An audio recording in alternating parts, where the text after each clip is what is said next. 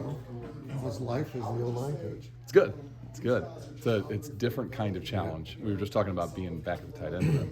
And there I had a lot of guys I was trying to figure out how to get them on the field in a different personnel package and stuff like that. With the offensive line, you're trying to figure out your best five that you put out there at any moment.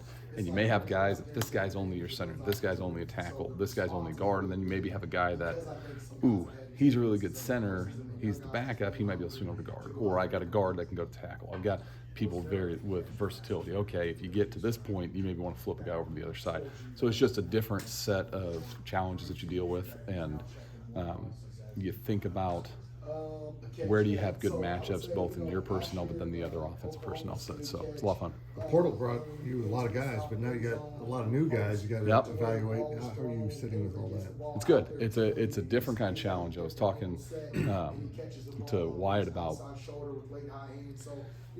with the amount of turnover you have now, you have to figure out how you talk to two different types of new guys and still advance the rest of the group. You got new guys that are maybe high school seniors that just showed up that their exposure to football is really low. Whereas a guy that's transferred as a veteran player, well, he's got playing time exposure usually. Okay, and so you're trying to figure out how do I get him on the same page with us. This guy I'm trying to figure out how to teach him just to get even. The other guy maybe even, he just needs to know how to get on the same page. I spend a lot of time with trying to understand what they already know. So when I first meet with them and we're first teaching concepts, I'm trying to go by analogy. Hey, what would you have called this play? Okay, how would you have ID'd it? Okay, well, this is how we would do it. And I'd start with something that they know. And I say, what would you have called this fundamental user term? And then try to translate and teach them. It's like teaching them a new language. And it's a lot of fun to do that. And I think sometimes when you're doing that, you find out maybe some of your veteran players that have been in your program, maybe they didn't catch something the first time you taught it, or the first time the previous coach taught it, right? And so sometimes I'll ask a guy a question, a new guy, he'll answer it, and I'll hear pins from the veteran players that have been here click and start to write it down because it's maybe the first time that they've heard it or the first time they've heard it in a long time and went, oh yeah, I forgot about that.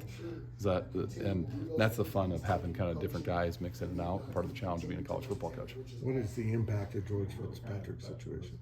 You have to take it day by day. Guys are going to figure out how to respond. I know he's recuperating, and we'll see what the progress is with that. But no doubt about moving Pastore over at that slot. No.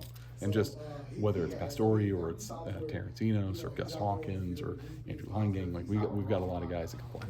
I know better than to ask you for the starting five at this point, but when do you kind of maybe try to pin that down? I would say probably over the course of the first 10 practices, you get a good idea of who's on your travel roster for sure, who's on the next wave and kind of on the fringe, and then who's not.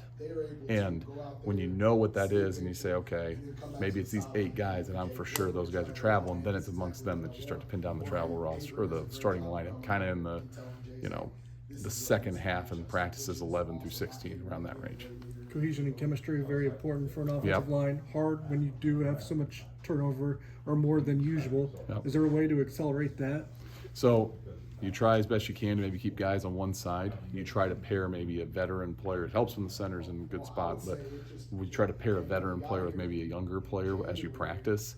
And it's not necessarily the cohesion on having the two that you're for sure going to start, is maybe having the two that are going to start paired with somebody that isn't.